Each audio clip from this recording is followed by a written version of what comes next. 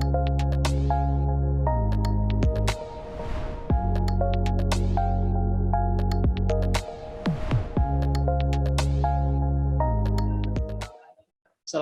warahmatullahi wabarakatuh. Berjumpa lagi dengan saya Romi Ramadan di podcast Wika. Sobat Wika sekalian, hari ini kita kedatangan tamu istimewa. Halo Mas Yano. Ya, halo Pak Romi semuanya. Apa kabarnya Mas Yano? Sehat? Alhamdulillah sehat. Gimana Pak Romi, sehat juga? Alhamdulillah sehat. Gimana nih Pak Romi? Ya. Kita mau bahas apa sekarang? Ini nih Mas Yano nih. Jadi sebelum kita bahas, saya ingin kenalkan dulu nih. Nggak perlu rasanya kalau saya nggak kenalkan Mas Yano ya. Siap. Jadi Sobat Wika sekalian, kita punya tamu istimewa hari ini. Jadi di sebelah kiri saya ya, ini ada Mas Yano. Tepatnya Mas Yano Wirawan Tri Wahyu Nugraha. Anak ketiga ya Pak Yano ya? Ya, panjang banget namanya ya. Iya, jadi Mas Yano ini adalah lifting and rigging spesialis di Wika. Wah, jarang sekali orang-orang seperti ini ya di Wika, di konstruksi jarang, apalagi di Wika, kira-kira begitu. Jadi suatu kehormatan buat Wika ya, kita punya spesialis lifting and rigging nih, Mas Yano. Barang langka ya? Barang langka. Kebetulan beliau ini adalah sekjen ya, sekjen dari Himpunan Ahli Lifting Operation Indonesia atau disingkat dengan HALOI. Nanti kita diskusi lagi terkait organisasi yang dipimpin oleh Mas Yano ya. Oke. Tapi pagi ini sebenarnya Mas Yano, saya ingin ngobrol-ngobrol dengan Mas Yano terkait isu yang sedang sedang hangat di Jakarta. Isunya ini sebenarnya isu engineering, teknis, Mas. Cuman kadang-kadang ya berbau-bau politik. Jadi seperti yang kita ketahui, Mas Yano, katanya nih Jakarta akan punya nih istilahnya stadion baru yang katanya juga nih yang nantinya akan menjadi Old Trafford-nya Jakarta. Mantap nggak Mas Yano ya? Iya. Kalau nggak ada halangan, insya Allah nanti akan diresmikan oleh Gubernur DKI Jakarta, Bapak Anies Baswedan, yang infonya katanya bisa diresmikan di bulan Desember di tahun ini nih. Amin. Tapi yang paling penting nih Mas Yano ya, jadi terkait masalah stadion ini, GIS yang kita bahas nanti, ada salah satu isu nih, yang mau kita diskusikan dengan Mas Yano, yang terkait dengan heavy lifting. Oke, gitu Mas Yano. Saya mau nanya-nanya nih ke Mas Yano nih. Mas Yano, sebelum mungkin kita bicara sedikit terkait heavy lifting ya, istilahnya yang akan menggunakan katanya strain jack system ya, gitu ya, Mas Yano ya. Oke, kita mungkin tahu sedikit nih Mas Yano, mungkin dijelaskan sedikit tentang proyeknya ya. JIS ini seperti apa sih nih proyek di sini kira-kira gitu. Terus satu lagi nih, kenapa sih di proyek JIS ini kita harus menggunakan lifting ya dengan metode strain jack ini, kira-kira gitu. Mau Mas Yano? Siap. Oke, makasih Pak Romi ya. Pertama-tama kita sharing untuk di proyek JIS ya, GIS.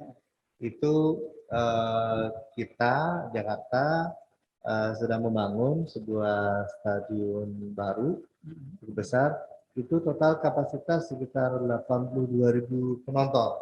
82.000 ya? 82.000 penonton. Jadi sangat teman-teman bisa main di sana, kalau ada pertandingan bisa lihat bareng-bareng. Yang ikonik dari GIS salah satunya adalah dia punya atap itu bisa buka tutup, Pak. Buka tutup ya? Buka tutup. Baru pertama di Indonesia kalau nggak salah ya? Pertama di Indonesia, betul sekali. Jadi seru banget. Jadi kalau seumpama kita nonton bola di GIS, nggak khawatir kehujanan Pak Romi. Jadi kalau seumpama atapnya itu bisa tutup, bisa buka sesuai dengan kondisi saat itu. Rumputnya juga hybrid, jadi sintetis sama sintetis. Dan itu ada stadion yang sudah berstandar FIFA. Jadi untuk pergelaran internasional sudah bisa dilakukan di GIS. Untuk proyeknya jelas seperti itu. Terus tadi yang menarik pembahasan untuk heavy lifting ya Pak Romi ya. Untuk heavy lifting sendiri di GIS ini ada hal yang menarik, yaitu pemasangan atap. Atapnya GIS. Atap GIS ini berat totalnya sekitar 3.900 ton, Pak. 3.900 ton ya, wow. 3.900 ton. Oh. Dan panjangnya sekitar 260 meter, lebarnya 240 meter. Oke. Jadi nggak cuman besar, berat gitu. Bisa kebayang 200 meter, dari 240 meter, 260 beratnya 3.900 ton. Diangkat sekaligus. Diangkat sekaligus. Diangkat sekaligus. Jadi bukan part by part, tapi sekaligus jadi kita angkat. Nah, aktivitas kemarin itu juga dapat cover muri. Project adalah pengangkatan rangka atap terberat dan terpanjang. Terberat terpanjang ya? Ya, itu dapat cover muri di situ.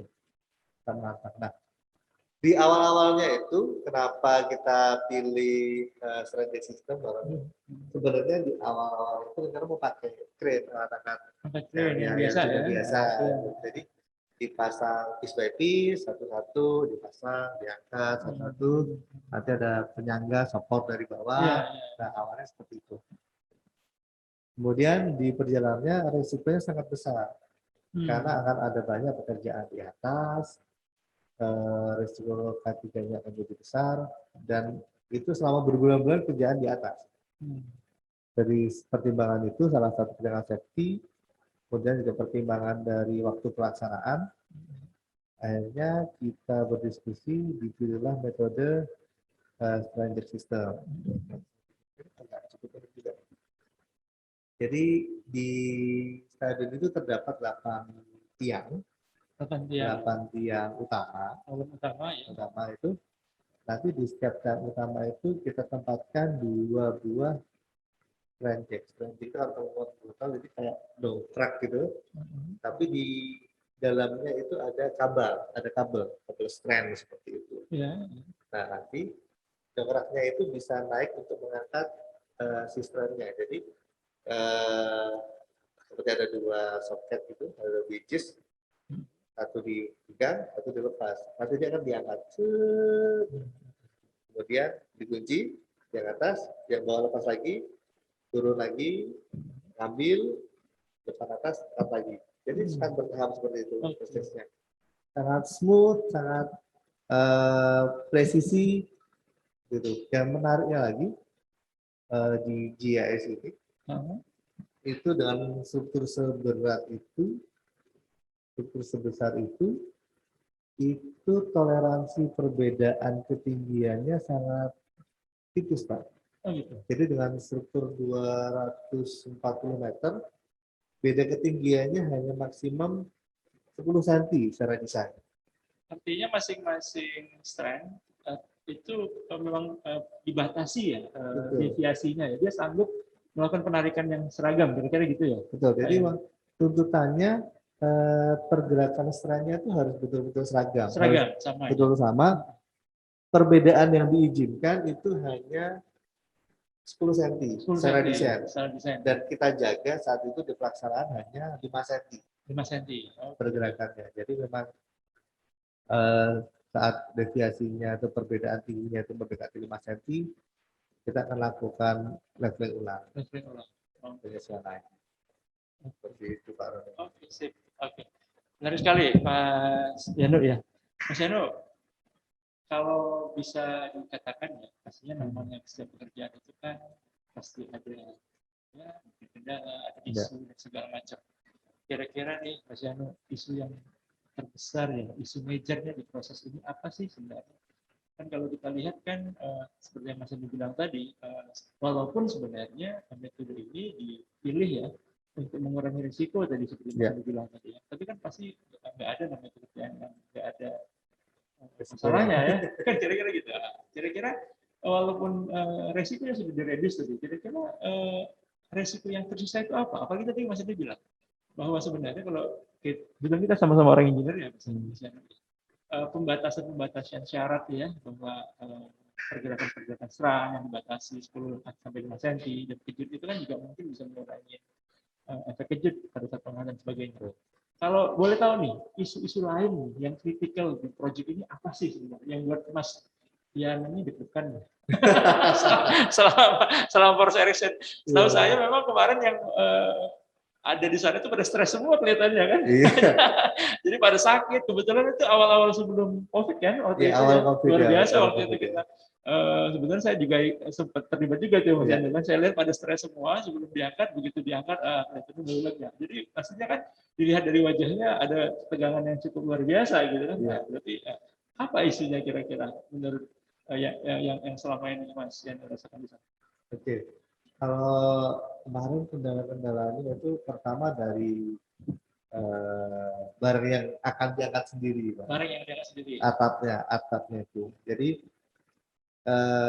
saat itu kita perlu yakin lebih apakah barang yang akan kita angkat ini memang cukup kaku, cukup kaku atau cukup bisa diangkat. Jadi kita sempat ada kekhawatiran kalau diangkat justru gagal.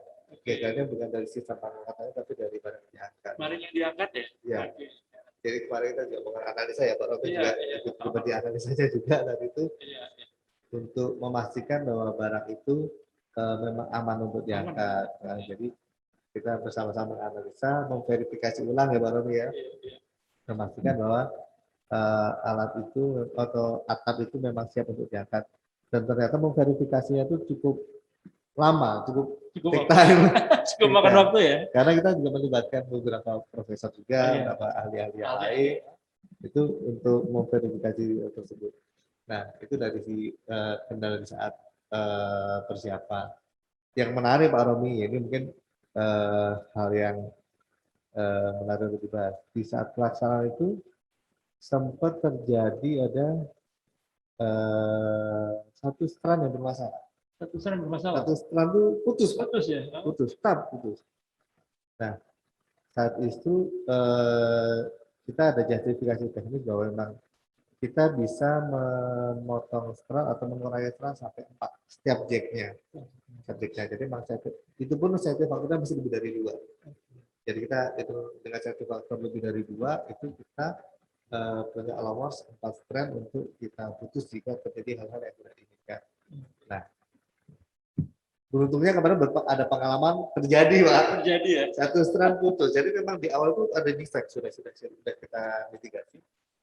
Ini strand memang ada defect dan memang tidak bisa di replace karena sudah hanging.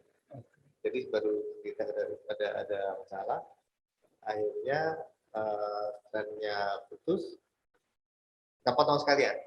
Jadi sebenarnya belum sampai lepas. Ada defect gitu. Akhirnya kita potong sekalian, kita rilis. Setelah kita kasih justifikasi teknis bahwa memang itu udah aman. Seperti itu Pak. Oke. Saya teringat nih Mas Yanu, seperti yang Mas Adi bilang tadi. Jadi material yang diangkat juga harus aman ya. Kebetulan kan ini space frame-nya itu adalah space frame pertegang ya, yang memang mendapat gaya-gaya pertegang di dalam struktur space frame-nya sendiri. Waktu itu saya sempat diskusi nih dengan Mas Yanu ya, Mas Yanu, wah ini salah satu isu yang ada adalah bagaimana kita menjaga kejut ya gitu ya Mas Yanu waktu itu ya. Nah, itu boleh diceritakan nggak Mas Yanu? Waktu itu kan dalam konteks perencanaan kan saya ingat sekali bahwa kita tidak boleh melebihi batas kejut 10% waktu itu ya. Nah, itu bagaimana caranya tim dari lifting ini untuk memastikan bahwa kejut yang terjadi tidak lebih dari 10%. Ceritakan nggak Mas? Ya, itu ada metode dalam pengaturan speed ya, flow rate ya. Flow rate dari, jadi kan model selanjutnya itu pakai hydraulic system ya. Sistem hidrolik. Jadi speednya itu tergantung dari flow rate oil yang kita masukkan ke hidroliknya, ke strand jacknya. Nah itu kita atur kemarin itu sekitar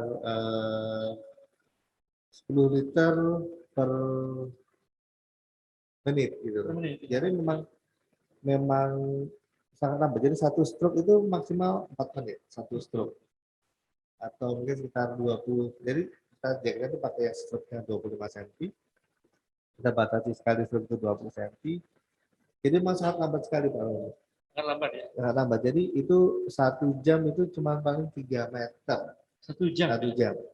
Jadi memang sangat, kalau dilihat mata biasa gini memang ini barang nggak gerak-gerak gitu. Iya. Gerak-gerak. Itu sangat smooth. Jadi memang kita atur sedemikian rupa untuk meminimalisir Kejut. Oke, kejadian. Kalau nggak salah, sorry saya dikoreksi Mas Yano. Awal-awal perencanaan itu infonya 1 detik 1 mili kalau nggak salah. Iya, Saya sekitar 3 segitu. detik 1 mili, kira-kira Iya. begitu ya kalau nggak salah. Sorry dikoreksi. Betul. Tapi oke, memang keren sekali. Dan saya kalau tidak salah juga saya lihat di foto-fotonya Mas Yani sedang memonitoring dashboard ya. Nah, itu juga cukup lengkap ya waktu itu ya Mas Yani ya. Di project sendiri dibuat dashboard ya. Iya. Monitoring setiap proses pekerjaan itu sendiri gitu. Ya, ya. Jadi memang di situ ada software yang kita gunakan, satu software untuk monitoring dari alat jacknya sendiri. Jadi ada dashboard di situ. Itu khusus, jadi kita ada 3 dashboard. Pertama untuk monitoring jack, itu kita bisa nampak pressure untuk setiap jack berapa, pergerakan stroke-nya itu naiknya berapa, masing-masing jack mana saja aktif, jack mana saja yang tidak aktif. Jadi pada saat kondisi adjustment itu kita kadang hanya mengaktifkan 1 atau 2 jack untuk adjust. Jadi kita bisa monitor kondisi jack kita itu reliable atau tidak, atau ready to work atau enggak dari dashboard itu. Yang kedua adalah karena ada isu perbedaan tinggi tadi, kita ada monitoring untuk laser distance. Jadi di setiap ujung-ujung kita ada 16 laser distance di setiap jack di ujung itu, untuk memantau berapa sih aktual tinggi dari atap itu sendiri pada saat diangkat. Jadi kita monitor dan itu kita verifikasi juga setiap 1 meter, diverifikasi oleh survei. Jadi selain pakai dasar kedua adalah tadi monitoring untuk elevasi. Nah, yang dasar ketiga adalah monitoring untuk ketegangan dari struktur yang diangkat. Ya, stressnya seperti apa. Jadi ada 3 dashboard dan itu harus diamati betul karena begitu tadi terutama untuk defleksi ya. Begitu jaraknya itu berbeda mendekati 5, kita harus adjust. Setelah stroke selesai, langsung kita adjust lagi. Oke, jadi memang alat monitor proses pengangkat ini juga cukup luar biasa ya sebenarnya. Oke, Mas Yano, kalau kita lihat dari kejadian kemarin itu kan teman-teman dari sistemnya. Kalau boleh tahu kemarin itu apakah memang kita harus menggunakan teman-teman aktif? Apakah belum bisa ya teman-teman dari Indonesia ya, lokal lokal ya. sendiri melakukannya kira-kira itu. Gimana menurut Mas Yano? Ya, sebenarnya secara skill kemampuan itu satpam kita di lokal sudah cukup mumpuni Pak Roni untuk melakukannya. Kenapa kemarin kita dan asing? Satu memang untuk alat kapasitas sebesar itu kemarin itu satu jacknya sudah 450 ton. Kita menggunakan 16 alat jack. Nah, memang di lokal Indonesia belum ada yang mempunyai alat dengan kapasitas sebesar itu dan sebanyak itu. Sebesar dan sebanyak itu. Ya. Tapi kalau di bawah itu ada ya? Ada. Di bawah itu ada ya? Itu kebetulan sebesar itu yang nggak punya ya? Sebesar itu dan sebanyak itu Pak Romi. Sebanyak itu ya? Okay. Sebesar itu mungkin ada yang cuma punya 2 gitu. Jadi kita butuh 16. Oke. Gitu. Jadi memang kendalanya itu dan memang kebetulan Satpam yang kita kerjasama ini itu juga sekaligus sebagai desainer fabrikator untuk atapnya juga. Jadi satu kita butuh pengendalian risiko juga sekalian begitu aja dengan dia. Tapi sebenarnya kalau dari skala skill, kemampuan, knowledge, teman-teman lokal sudah cukup banyak yang bisa mengerjakan. Bisa mengerjakan ya. Oke. Mas Yano, mungkin terakhir ya Mas Yano. Waktu kita terbatas nih untuk diskusi. Ini pekerjaan-pekerjaan heavy lifting ini kan yang kita tahu kan pasti ya punya risiko yang cukup besar ya, kira-kira gitu ya. Apalagi harus mengangkat beban sebesar 3.900 ton, ya kan? Saya itu biasanya cuma mengangkat sekitar 500 sampai 1.000. Ini 3.900 luar biasa ya. Nah, ini ada nggak ini ya asosiasi yang menaungi? Nah, ini nih teman-teman di provinsi ini kira-kira gitu. Apalagi tadi saya ingin sampaikan juga nih, Mas Yani ini kan sekjennya nih. Halo ya, bisa cerita nggak nih Mas Yani cerita terkait organisasinya? Ya, ini sekarang sudah ada asosiasi yang menaungi untuk teman-teman ahli atau teman-teman yang berkecimpung di lifting operation, namanya HALOI, Pak Roni. HALOI itu Himpunan Ahli Lifting Operations Indonesia. Jadi ini baru di tahun ini Pak, di tahun 2021 ini kita dirikan bareng-bareng beberapa teman-teman. Awalnya kita melihat ini, lifting operation ini hal yang kritis dan selalu ada di proyek. Gitu. Jadi karena tidak ada asosiasinya atau saat itu belum ada himpunannya, itu standar kompetensi maupun standar knowledge dan standar remunerasinya jadi tidak ada. Jadi banyak teman-teman yang di lapangan itu kebingungan mencari rujukan, kebingungan mencari alternatif mereka bentuk himpunan. Nah di himpunan ini salah satu goalnya adalah membuat standarisasi atau membuat rujukan untuk lifting operation yang baik, yang aman di Indonesia. Dan harapannya bisa jadi rujukan nanti di dunia internasional. Mungkin seperti itu Pak Romi. Harapannya buat teman-teman yang bekerja di lifting operation bisa bergabung juga di Haloy, kita bisa belajar bareng, sharing bareng. Pak Romi juga silakan kalau mau. Siap. Insya Allah saya akan gabung dengan teman-teman Mas Yano. Aduh Mas Yano, saya rasa ini diskusinya menarik sekali ya. Cuma karena waktu kita terbatas, saya tutup nih dengan pantun nih Mas Yano. Oke. Jalan-jalan ke GIS. Singgah sebentar main bola. GIS main bola dong. Kalau waktu konstruksi sudah tiba, jangan lupa Wijaya Karya. Wabillahi taufiq wal hidayah. Assalamualaikum warahmatullahi wabarakatuh. Waalaikumsalam.